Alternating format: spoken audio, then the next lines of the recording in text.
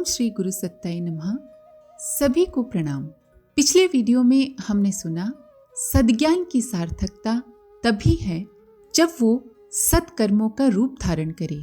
जीवन संघर्ष में पग पग पर चलते हुए जो बाधाएं आती हैं उनसे लड़ने के लिए जो हथियार का काम दे सके उसी को सच्चा ज्ञान मानना चाहिए। आज गीता प्रवचन की बिल्कुल वैसी ही आवश्यकता है जैसे कि महाभारत के समय थी।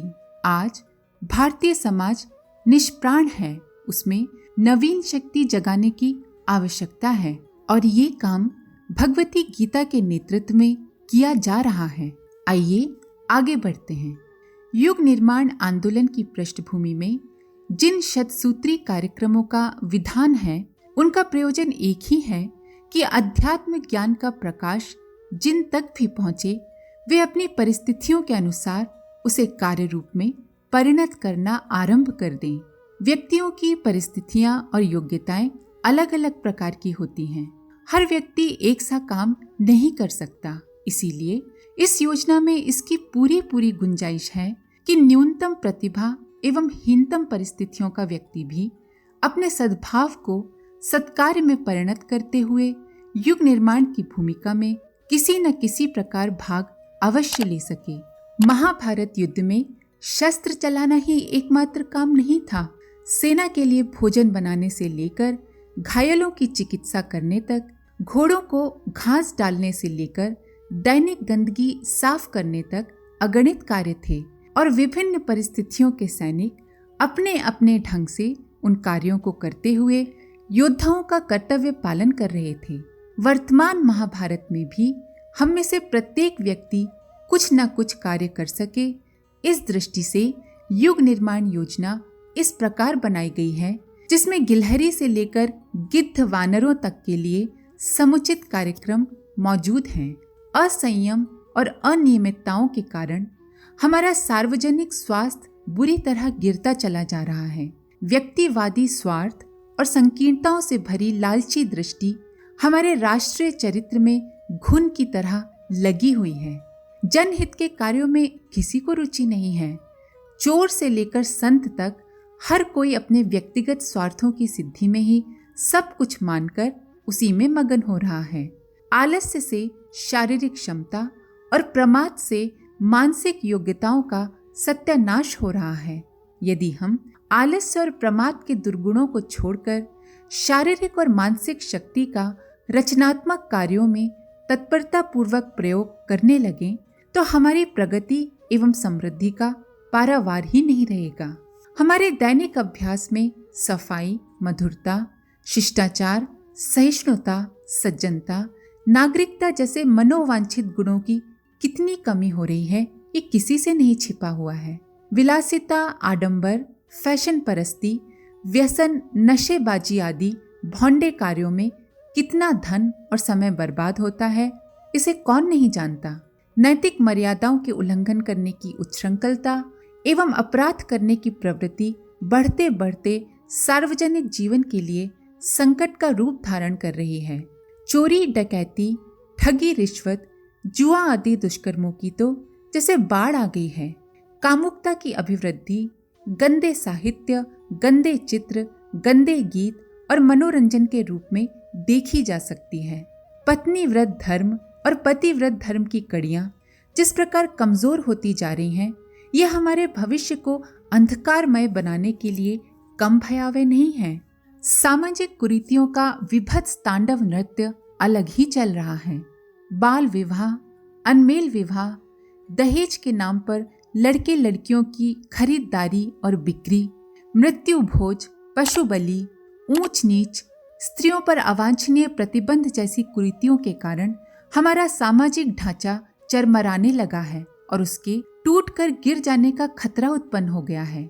धर्म के नाम पर ढोंगी साधुओं ने, ब्राह्मणों ने लूट खसोट मचा रखी है और भिक्षुओं की बाढ़ जिस आंधी तूफान की तरह बढ़ी है उसका भार वहन करने में जनता के कंधे टूटने लगे हैं। जन साधारण में उन सद्भावों की उत्कृष्टता एवं आदर्शवादिता की दिनों दिन कमी होती चली जा रही है जिनके कारण मनुष्य को महापुरुष बनने का और समाज को गौरवान्वित होने का अवसर मिलता है। अपनी कमजोरियों से हम सभी भली प्रकार परिचित हैं। इनका दुष्परिणाम जन साधारण को दुख दारिद्र्य द्वारा व्यक्तिगत रूप में तथा अगणित समस्याओं के रूप में सारे समाज को भुगतना पड़ रहा है। स्थिति ऐसी है कि जिसकी उपेक्षा भी नहीं की जा सकती। भगवान कृष्ण के सामने भी ऐसी ही विषम परिस्थितियां थीं। उन्होंने युद्ध के रूप में महाभारत खड़ा किया था। आज की परिस्थितियों में मनुष्यों के बीच शस्त्रों द्वारा होने वाले युद्ध की आवश्यकता नहीं है, पर यह अनिवार्य हो गया है कि वर्तमान विषमताओं एवं विकृतियों से जूझा जाए और इन्हें परास्त कर उनके स्थान पर सतयुगी मान्यताओं एवं परिस्थितियों की प्रतिष्ठापना की जाए। युग निर्माण योजना के शतसूत्री कार्यक्रम इसी भावना को ध्यान में रखकर बनाए गए हैं। धर्म राज्य की, राम राज्य की स्थापना हमारा उद्देश्य है। इसके लिए अधर्म और असुरता से जूझना ही पड़ेगा। गीता यही सिखाती है। समय की भी यही पुकार है। अर्जुन को जो करना पड़ा था वही हमें भी करना होगा। देश की स्वतंत्रता के साथ राजनीतिक क्रांति संपन्न हो चुकी। अब हमें बौद्धिक एवं नैतिक क्रांति करनी है। उसके बिना हमारा नैतिक एवं सांस्कृतिक पुनरुत्थान हो नहीं सकेगा।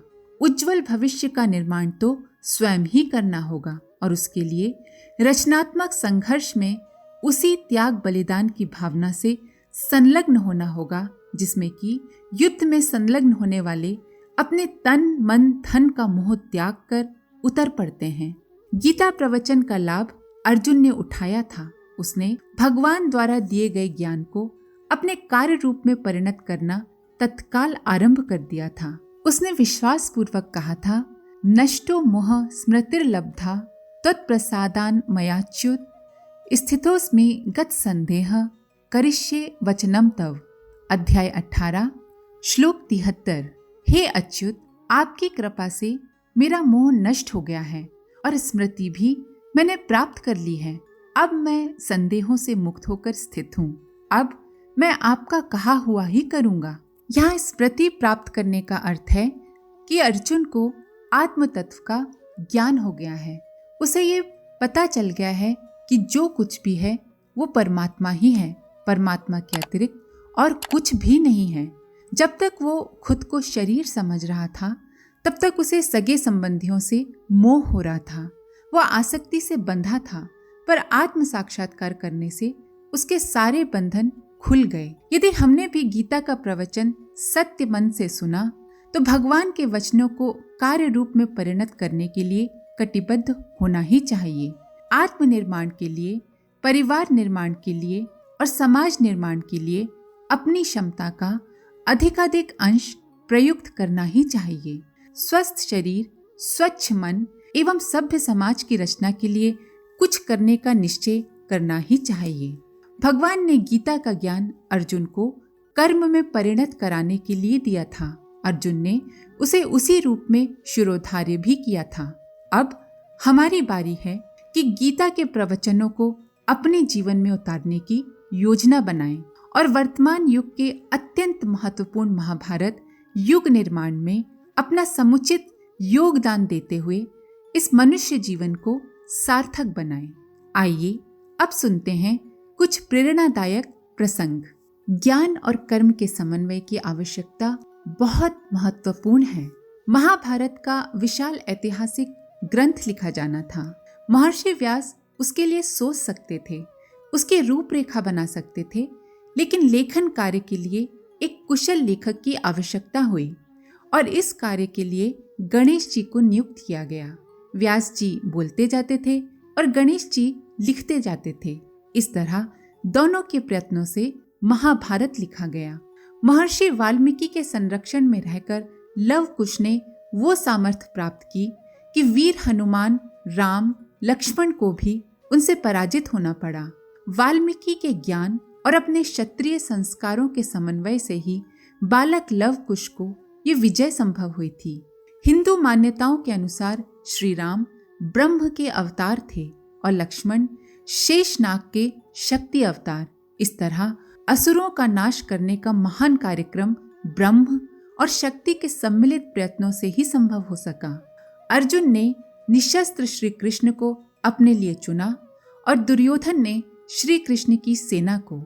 लेकिन अपार सेना बल होते हुए भी कौरवों को पराजय का सामना करना पड़ा। उधर श्री कृष्ण के ज्ञान बल का सहारा पाकर अर्जुन ने अपने रण कौशल और शक्ति के बल पर महाभारत में विजय प्राप्त की। चाणक्य एक दूरदर्शी विचारक, राजनीतिज्ञ और विद्वान व्यक्ति थे। नीति शास्त्र, अर्थशास्त्र के प्रकांड विद्वान। चंद्रगुप्त एक कुशल प्रशासक और सैनिक थे। दोनों के सम्मिलित प्रयासों के बल पर ही विशाल मौर्य साम्राज्य की नींव पड़ी। भारत में हिंदू धर्म के पुरुत्थान का श्री गणेश शंकराचार्य ने किया। बौद्धिक, दार्शनिक और ज्ञान बल के आधार पर शंकराचार्य ने कार्य किया, लेकिन राजा सुधन्वा की राजशक्ति का बल पाकर इस आंदोलन ने जोर पकड़ा। शंकराचार्य का ज्ञान और सुधन्वा का सक्रिय राजकीय सहयोग हिंदू धर्म के प्रसार के मूल आधार रहे। देश मुगलों के अत्याचारों से पीड़ित था। हिंदू धर्म और संस्कृति को खुलेआम नष्ट किया जा रहा था।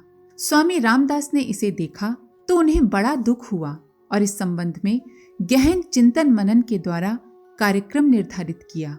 पर्याप्त ज्ञान बल के द्वारा एक व्यवस्थित योजना बनाई जिसे शिवाजी ने कार्यान्वित किया। शिवाजी शस्त्र बल, युद्ध कौशल और साहस के साथ गुलामी का अंत करने के लिए लड़ते रहे। इस तरह रामदास और शिवाजी के सहयोग से एक महान कार्य हुआ। दंडी स्वामी विरजानंद अंधे थे। उन्होंने सारा जीवन ज्ञान विज्ञान के शोध में लगा दिया।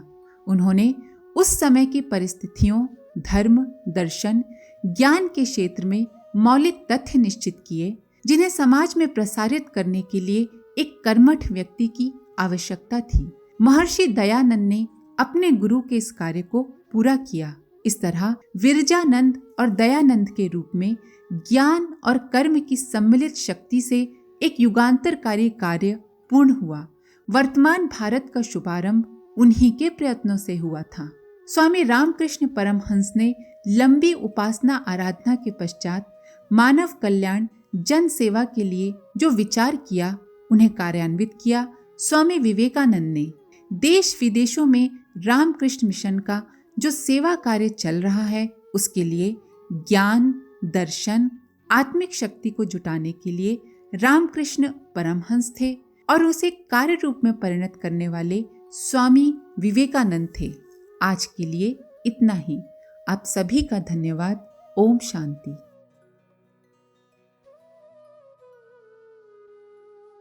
हमारे YouTube चैनल को सब्सक्राइब करें और बेल आइकन को दबाकर ऑल पर क्लिक करें ताकि आने वाले सभी वीडियोस की नोटिफिकेशन आपको मिलती रहे।